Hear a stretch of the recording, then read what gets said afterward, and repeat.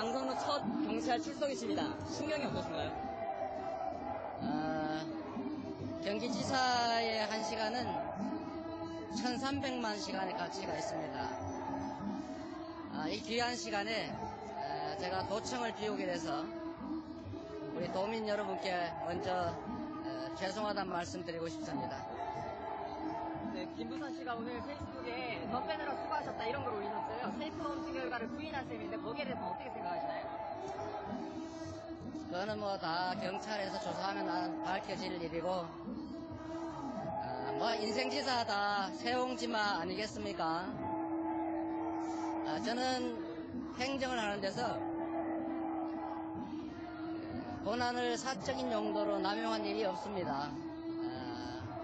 법과 원칙에 어긋난 행정을 한 일이 없기 때문에 사필 규정일 것이라고 믿습니다. 네. 어제도 그만하겠습니다. 경찰에 글 남겨서 경찰 수사에 좀 불만 있으시다는 그동안 입장 밝혔잖아요. 지금도 뭐 같은 입장이신가요? 모든 경찰이 그러는 것은 아니겠고 일부 경찰이 오버한 건 분명한 것 같습니다.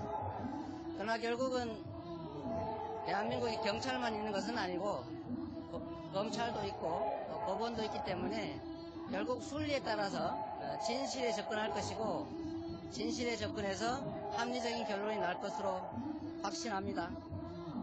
이재명 죽이기라는 프레임에 대해서는 지사님이 직접 좀 얘기해 보고 싶은데 어떤 입장이신가요?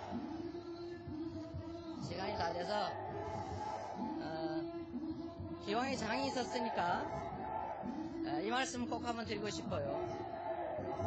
이런 사건에 대한 관심보다는 우리의 삶을 나라의 미래를 어떻게 바꿀 것인가에 대한 관심이 좀 더 많았으면 좋겠다는 생각이 들어서 우리 경기도가 추진하고 있는 기본소득형 국토보유세 여기 관심 좀 가져주십시오.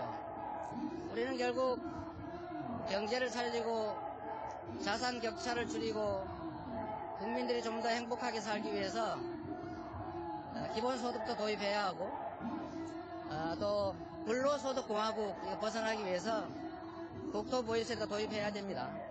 국토보유세 도입해서 온 국민에게 공평하게 배분하면 기본소득도 도입하고 또 자산 불평등도 줄이고 근로소득도 없애고 경제도 살리고 일석오조 아니겠느냐 생각됩니다. 제가 좀 바빠서 이제 그만 조사를 받으러 가겠습니다. 조사 금방 끝날 걸로 보십니까? 금방 끝날 겁니다. 특정 부위에 큰 점이 있다고 주장한 배우 김부선 씨가 이 지사는 거짓말을 하고 있다고 비판했습니다. 김 씨는 오늘 자신의 SNS에 점 빼느라 수고했다면서 거짓말을 덮으려 또 다른 거짓말을 할수록 업보가 커질 텐데 안타깝다는 내용으로 이 지사를 겨냥한 글을 올렸습니다. 김 씨의 글은 지난 16일 아주대병원 의료진이 이 지사의 신체를 검증한 결과 점의 흔적이 보이지 않고 레이저 흔적이나 수술 봉합, 절제 흔적이 없다고 밝힌 것에 대한 반박 차원으로 보입니다. 박근혜 정권 때도 문제되지 않던 사건입니다. 6년이 지난 이 시점에서 왜 이런 과도한 일이 벌어지는지 좀 납득하기 어렵습니다. 압수해간 거는 내 전화기 하나입니다. 그 전화기 하나를 찾기 위해서 이렇게 요란하게 압수수색을 했는지 좀 이해가 안 되네요. 세상의 치가 그럴 것이 진실에 기초해서 합리적 결론이 날 것이라고 믿고. 그렇습니다. 이미 두 차례나 압수수색이 7월 달에 있었습니다.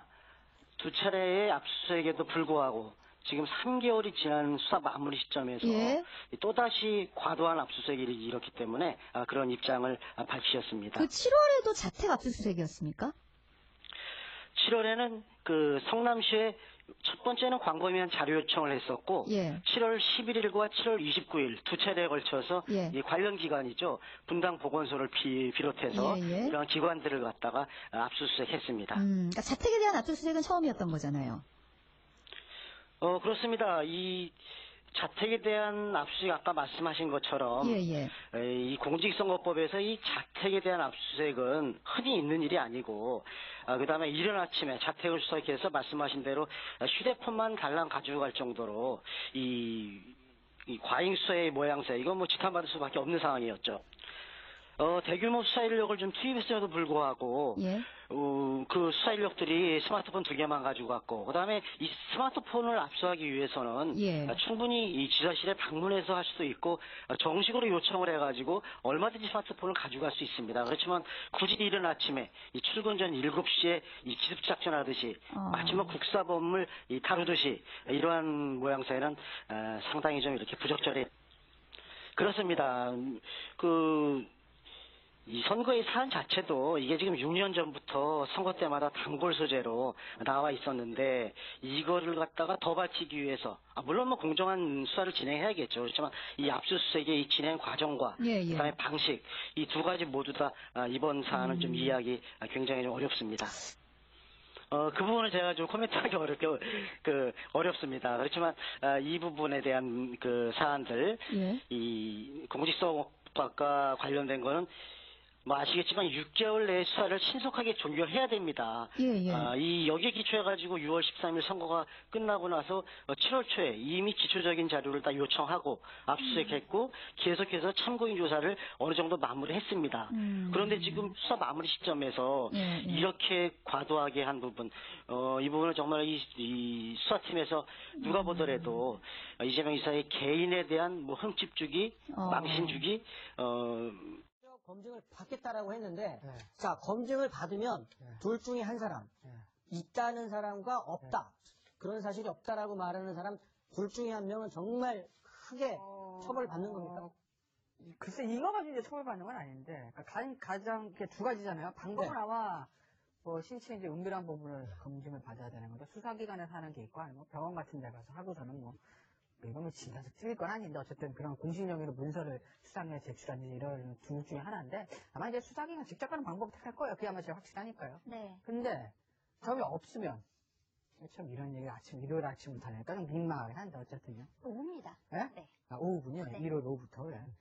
그 점이 없으면 김부선 씨가 거짓말하는 거죠. 그렇죠. 그죠? 점이 없으면. 근데 점이 없으면 김부선 씨가 거짓말하는 건데 점이 없다고 해서 두 사람의 불륜 관계가 없었다라고 말할 수는 없어요. 그죠? 그렇잖아요. 근데 다만 이제 김부선 씨가 결정적인 증거야! 라고 들이미는 게 거짓말이 되면 김부선 씨의 다른 진술까지 전부 다 이제 신빙성이 없어지니까 이재명 지사는 완전히 유리한 곳에 쓰는 거고 근데 진짜 점이 떡하니 있다. 그러면 김부선 씨 말이 맞는 거잖아요. 네. 그러면 이제 이재명 지사가 굉장히 이제 곤란해지는 거죠.